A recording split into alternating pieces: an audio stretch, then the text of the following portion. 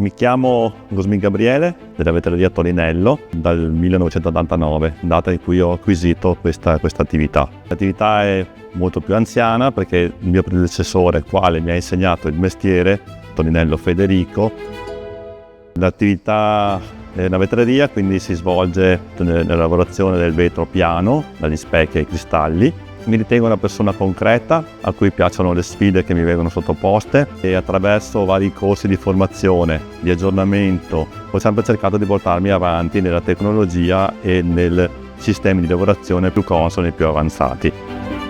Un grande contributo a questo percorso ce l'ha dato il Cesar, e ringrazio Sabrina per averci seguito e portato a conseguire alla fine questo grande risultato, che oltre ad essere un risultato ha anche formato un gruppo di maestri in cui ci teniamo in contatto di tanto in tanto per scambiarci informazioni di come fare avanti l'attività, insomma.